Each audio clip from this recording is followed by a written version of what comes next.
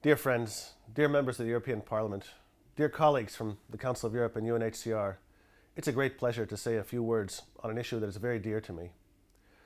Statelessness negatively affects the enjoyment of a whole range of human rights.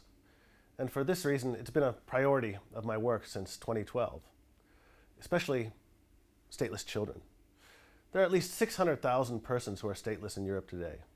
Their lives are deeply impacted by the lack of nationality because they can't access many of the rights attached to it. Yet this issue has been long neglected, which is why the problem persists today. There are many reasons for states' resistance to addressing the problem. These include deep-rooted racism and discrimination against entire groups of people, for example, Roma. The resistance also stems from fears related to the past, including assumptions about minority groups, that they somehow pose a threat to the security or identity of a country. Displacement and migration can also cause statelessness. Children born of Syrian refugees on the road to safe countries are, for example, at high risk of being stateless. So are children born or rescued at sea. However, where there's a political will to eradicate statelessness, practical solutions can and have been found.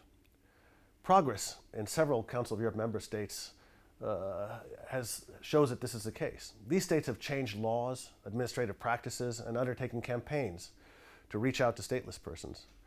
This demonstrates that UNHCR's goal to eradicate statelessness by 2024 is achievable if we intensify our efforts. The launch around 3 years ago of the European Network Against Statelessness was an important breakthrough. Through quality research, campaigns, training, and networking, you've contributed to raising awareness and improving knowledge about statelessness.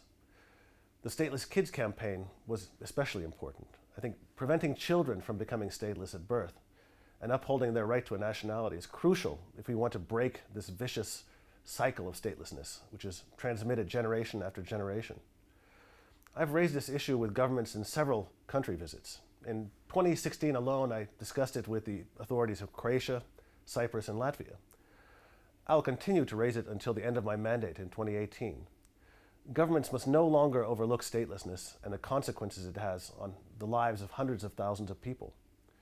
Eradicating statelessness must become a top priority for European governments. I wish you a very fruitful debate.